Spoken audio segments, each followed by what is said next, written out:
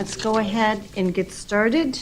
Good afternoon, everybody. The Building, Zoning, and Economic Development Committee comes to order on Wednesday, February 14th. Happy Valentine's Day to all at 4 p.m. Clerk, could you call the roll, please? Chairperson Patty Smith. Here. Vice Chair Shweta Bade. Here. Alderman Carl Franco. Here. Alderman Mike Seville. Alderman Bill Donnell. Here. 4 present. Thank you. Our first order of business is item 240026, is the approval of the minutes of the Building, Zoning, and Economic Development Committee held on January 10th, 2024. So moved. Second. We have a motion by Alderman Franco, a second by Alderman Donnell. All in favor? Aye. Any against? Motion carries. Clerk, do we have any public comment today? We have no one signed up for public comment. Thank you so very much. Our first item on the agenda is 240032, an ordinance requesting approval for conditional use for a religious institution 6400, use on Lot 2 in West Aurora Plaza, Unit Number 2, located at 555 Redwood Drive. Okay, thank you. Hi, everyone. It's good to see you all again. My name is Stephen Bravo. I'm a planner with the City Zoning Division. So as we just heard, this is conditional use for a religious institution at 555 Redwood Drive. We have representative here on behalf of the church who will talk to you in a few minutes. But essentially, that's the extent of the proposal is for the church. I'm sure you're all familiar with the building. It's a former, you can see it on the map up there. It's a former bank with a drive-through, just a little bit east of the West Aurora Plaza. Jill, if you want to show maybe the zoning map on the next slide. So you can see the property highlighted there. It's zoned B2 with commercial use plan development. So they're just putting the conditional use for the church on top of that. Staff felt that it was a suitable use as it provides a little bit of a buffer between the commercial use of West Aurora Plaza in that area and the residential to the north and east. So there is a floor plan that should be up. The church is going to have enough space, maximum space for 170 seats. I think maybe representatives can clarify, but I think right now they have about 100 members, so they have space to fill out the building and the property for their needs. So I think that's it. Are there any questions for staff at this point? Alderman Franco. So I see that there's 170 seats and there's 46 parking spaces, which exceeds the requirement of 43. So I'm not questioning that. What I'm questioning is how the math works when there's 170 people coming in there, 46 parking spots. There's 2 people per car. I mean, it seems like there wouldn't be enough, even though it hits the formula. How is that derived? And then maybe you can go in there, because this is more of a, how would we get into that, the math part of that? So that's in our zoning ordinance based on history. So, and we've been dealing with a lot of churches. That seems to be a good ratio. There are a lot of families that come, so a lot of those members include children. So, So we feel the 1 to 4 is an adequate number. So that's kind of based on history. History. Type of institution? Most other communities use the same ratio, so it's worked out pretty good. Where we have the problem is where you have, 1 space for every, 2 seats or something like that. Where you're really short. So. Okay. All right. I just trying to figure that out because I think in some not religious institutions but other businesses. Right. That seems like it wouldn't be enough, and I was just probably thinking the math for one is generic to all. And this may also be a maxed out, maybe during certain holidays, there's more than a typical, so. Okay, all right, thank you, thanks. I think someone's here that they can go into that. Alderwoman Bade.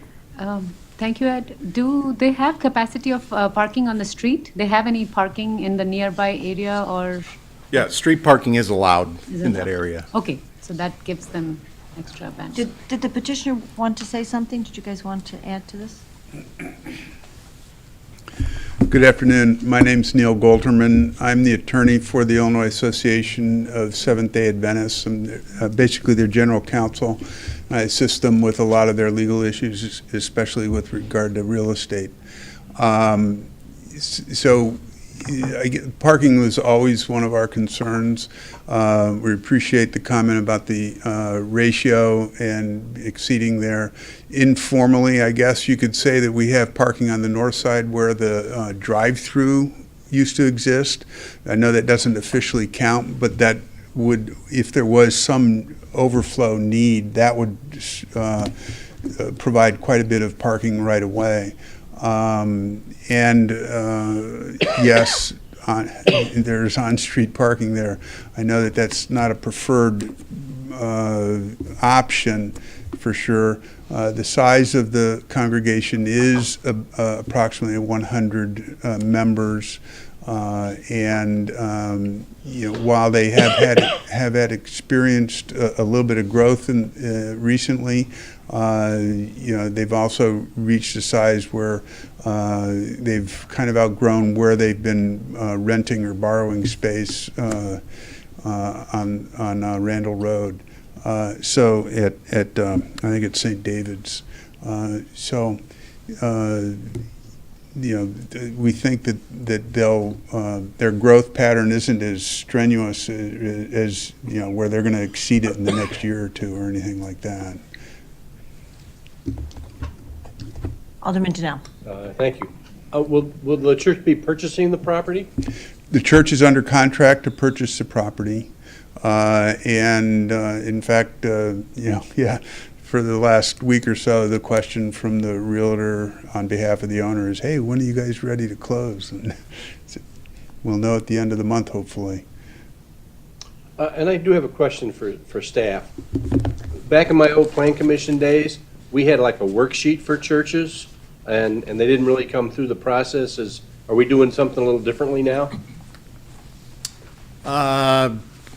Let me get my bearings here. So churches are permitted use in all districts, but they have to meet certain criteria. I think there's 7 criteria. What was the one thing they're missing here? Was it? Comprehensive plan designates minor collector. Oh, yes, I'm sorry. So one of the criteria is the proposed church has to be on a major collector or an arterial. The reason being was that if they're in the middle of the neighborhood, it may impact the residential neighbors more. Redwood is a minor collector, so that was a reason to kick in a conditional use. If this had been on Galena or Edgelawn, there's 4 other churches just a block away on Edgelawn here, just to the southeast. If this had been on Edgelawn, it would have been a permitted use because it met parking and all the other things. What if it had been a church in the past? Is that, Then if it had previously been a church, it could continue as a church. because I think you know where I'm going. There's another church in the 4th Ward that really has no parking. That can continue as a church unless it goes vacant 15 months Okay. for non-residential. I appreciate Yeah. that. Thanks. Yep. Yes, Alderman Franco. I have a question for the attorney. So what are the anticipated days and/or hours of the services? Certainly. The Sabbath day for the Seventh-day Adventists is Saturday. So generally, their worship service is probably going to start around 9 o'clock. Worship-related activities will be all morning. Oftentimes, families will stay and they'll have meetings or social time for a period of time at that point. Other days where there might traditionally be meetings of various sorts include Friday night and Wednesday night. Beyond that, it would be ad hoc scheduled meetings amongst any of the subgroups of the church and or the pastor being at the building meeting with members. So the biggest impact of volume of patrons would probably be a Saturday morning, I don't care about committees and, That would be correct. Saturday morning would be the busiest, Saturday morning until noon, and maybe a little bit later in the afternoon. And then Sundays, nothing? Sunday, nothing usually. Okay, all right. I'm just trying to get a feel for this. Sure. So, yeah, in relation to the other churches in the neighborhood, they wouldn't be there on Sunday, at least in a large group. All right, thank you. Any further questions? We have a motion Second. from Alderwoman Bade, second from Alderman Franco. All in favor? Aye. Any opposed? Motion carries 4-0. Next two items we're going to do together. It's 240067, an ordinance vacating an egress easement on the property located at 733 and 743 McCure Road in Kane County, Aurora, Illinois 60502, and item number 240068, a resolution approving the final plot for 743 McCure Road LLC subdivision located at 733 and 743 McCure Road. Okay, thank you. So, yeah, as we just heard, this is the final plat and the plat of vacation for the 743 McClure Road LLC subdivision. So we have the property here on the map. So as you can see, the parcel map shows these as two separate lots. They're both zoned M1. If you want to show the zoning map, maybe Jill. So really the extent of the proposal is the petitioner, who I believe is requesting to, and then Jill, sorry, we have the final plat up there, one of the attachments. Essentially, you can see they're taking lot 1 and purchasing a little part of lot 2 to the south to use for their, basically for their operations, and then subtract that from, leave lot 2 otherwise the same, the exception of that little kind of backwards L-shaped property or a section there. So there is you can see in the middle, there's a 24-foot wide egress easement that's existing. So they're proposing to vacate the portion of that easement will be on the new lot 1. And then, let's see, I think that's really the main extent of the proposal here. Any questions for staff? Questions, anyone? Any questions? So moved. We have a motion by Alderman Franco. A second? Second by Alderwoman Bade. All in favor? Aye. Aye. Any opposed? Motion carries 4-0. The next item, I'm going to skip a little bit. We're going to do the next item, and then I'm going to skip over to the other airport items so that we can do them both at the same time. So the next item is 240073, a resolution authorizing the mayor and the city clerk to execute a not-to-exceed agreement for design phase engineering and planning special service in the amount of $114,500 for the rehabilitate airfield lighting vault ARR 4915 and replacement vault generator ARR 5117 projects located at the Aurora Municipal Airport with Crawford, Murphy, Tilly, and Incorporated.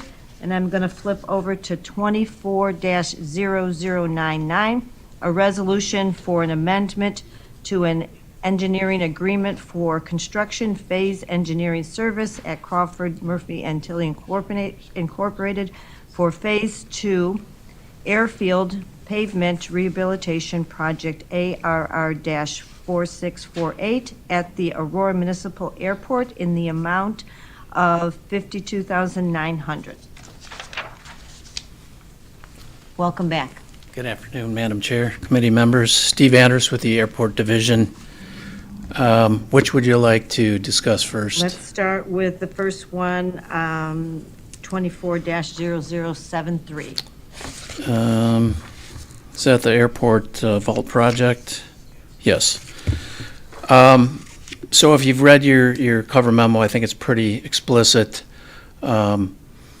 You know, I'm happy to answer any questions you might have, rather than go into some potentially long, long explanation that maybe you don't need.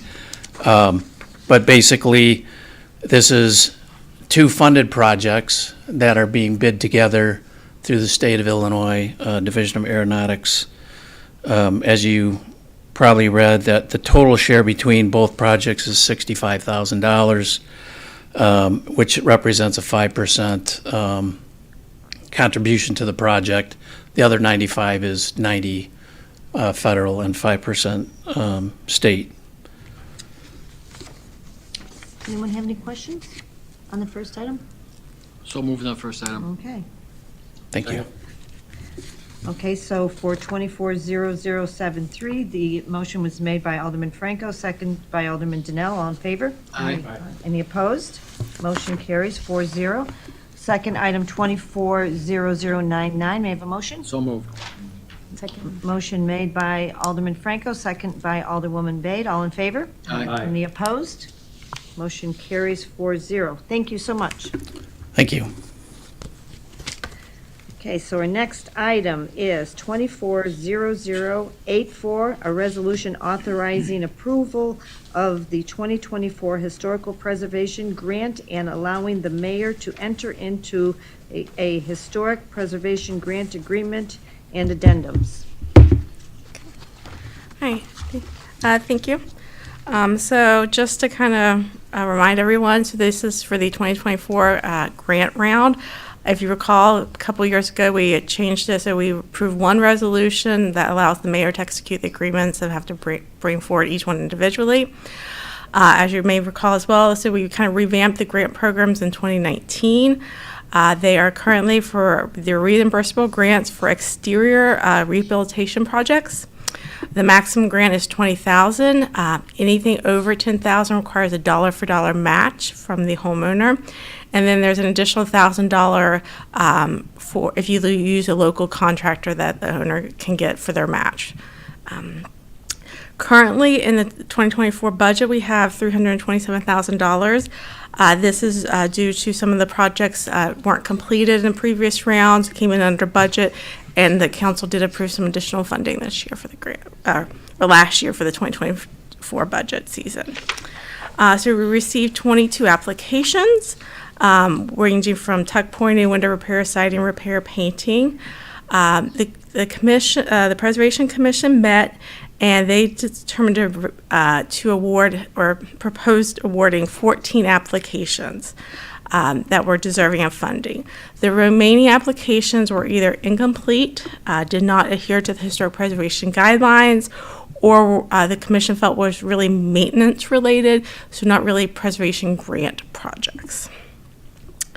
The remaining funds, we did not use all the funds that we have. So the remaining funds will go for a second grant round, which actually will be, I think, beneficial, as will give homeowners who weren't able to get contractors come out during the last round another opportunity to do so, because there aren't as many contractors that specialize in like historic preservation as other trades. So sometimes they're competing with the same few contractors to try to go to get cost estimates. So the first one is 108 North View Street for porch repair for a grant of $2,951. The next one's 116 North U Street for a window restoration, stained glass windows for a grant of $6,402, and this is in Tanner District. The next one's 219 North Locust, also in Tanner, for a siding repair and painting for a grant of $7,860. The next one, 222 North Chestnut Street, is in Tanner for painting, new handrail, and new gutters for a total maximum of $21,000. The next one is 311 to 313 Grant Avenue in Tanner for window repair for a maximum grant of $12,930. Then 332 Plum Street, also in Tanner, for siding repair and painting and porch repair for maximum of $12,875. 413 Wilder Street, Tanner, it's for cornice and gutter replication for a maximum of $17,660. 418 Palace Street in Tanner is for gutter replacement for $12,600.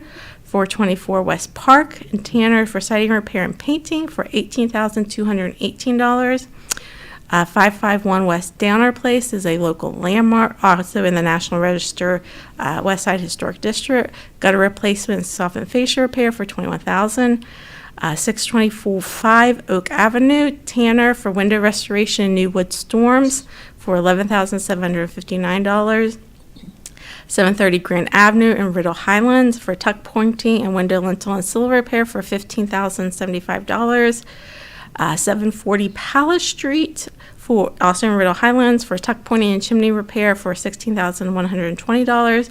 And then finally, 985 Sheffer Road, a local landmark, for gutter replication and soft and fascia repair for $15,000, for a total of $191,450.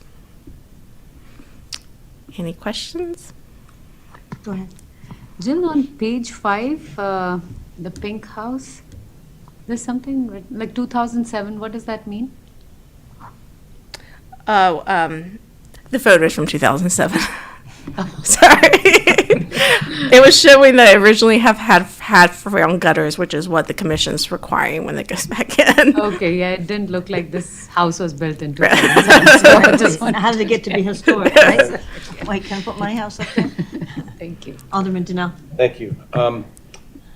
I'm very happy. Mike Seville's not here today, so I know he'd be very happy too, but I'm very happy to see a lot of Fourth Ward homes included in this. I'm glad we're able to reach out to those folks. And in fact, I've had some other folks that have completed projects with grants that were very appreciative of this program. But I also have one of these older homes, and I got a question. For completion, I contracted with one of these local guys, and he says, I'll see you in 6 months. How much time do we give these owners to get these projects done? Well, we give them a year to do the work. I would say sometimes we've even had extensions to go into the next year. Again, they're time-consuming projects, and they're also these type of contractors, they're very specialized, they're good at what they do, and they're booked up. Right. So, yes, so trying to get the contractors out there has been one of the biggest hurdles. And so we keep doing a lot of extensions into the next year. And that's the other thing. I'm glad we're supporting this, because we support these craftsmen that come out that help us keep our older homes nice. And otherwise, I think it'd be worse than it is now as far as trying to find somebody to work on your old home and stay true to its historic character. Mm-hmm. Alderman Franco. So I got two questions. Because there'll be a reapplication process, does this resolution cover that later on too, so we don't have to do that again, type of thing? Right, we're gonna reapply, you're gonna have some other people reapply after this, right? Yes. So this resolution covers that reapplication, so you don't have to come back to us when you do that I thought I would process? have to come back. You will have to come back? Yeah, because this amount only covers, the amount that she gave us only covers the projects that they approved. So we'd have to go So through it's another not giving the approval. mayor authority for this process, it's just this part of the process, I guess, is what we're looking at? Second round would be a new. Okay. I wasn't certain, and I didn't ask legal to Right, okay. clarify that. I thought maybe the commission and committee would like to see it again, so I was planning bringing him back Well, that's through. fine, I'm just curious. And then my other question is, what constitutes a house to be eligible for historic preservation grants? Not yours. It has to If I stayed be, along- it has to be contributing to our local historic districts, it has to be a designated local landmark, or if it is like a National Register district or a National Register landmark, it's eligible if it becomes a local landmark. We've had a couple of those as well, within like the West Side Historic District, who as part of the grant agreement, they had to become a local landmark. So that way, if we're giving you funds, we want to make sure you continue preserving the home. Okay, so there's a number of ways you could be eligible, Yes. the home, national thing, the district you're in, okay. Or I a didn't local know what landmark. constituted that? Yeah. Okay. All right, Jill, I do have a question as well. Are all of these first-time applicants? Because, or am I just, it feels like some of these homes I've seen before. There are some repeats. Okay. People have gotten funding before. You're eligible. There's no restrictions to it. That was my second question. They can come back if it's a new project or a new portion of a project, a different project on the same house. Yes, correct, a different type of project. And it's sometimes actually beneficial because sometimes the commission would like to kind of spread the wealth, especially when we didn't have as much funding as we do now. So sometimes they would only, like someone might come in for two scopes, and they might only say, no, you first need to do this one. That's all the funding we have. So then the next year they can reapply for the second one. Okay, good. I thought some of those houses looked familiar. Yes. Any other questions? so moved. We have a motion made by Alderman Franco, second by Alderwoman Bade. All in favor? Aye. Any opposed? Motion carries 4-0. Thank you.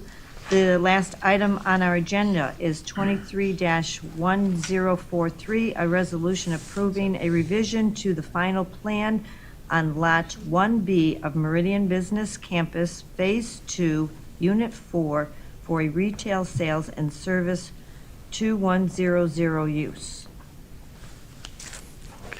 Hi, everyone. I'm back. So yes, this is the final plan for the northwest corner of Route 59 and Liberty Street. So you can see the property up there on the map. I'm sure you remember this last fall there was a final plat that came through the BZE committee to create this new outlot for a commercial user. So you can see the new outlot highlighted there. So what we're seeing now is the next step in the development process, the final plan. The petitioner, I don't know, they were made aware of the meeting. I guess they couldn't make it. So I apologize for that. So anyways, they're proposing this new 3,800 square foot retail building. I believe the final user, the end user is Wild Fork, which is like a meat sales, I believe. Is that? Meat. Remember, Patrick?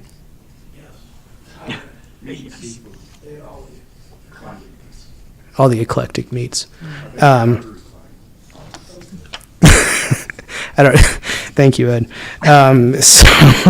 So as you can see on the final plan, there's 36 striped parking spaces.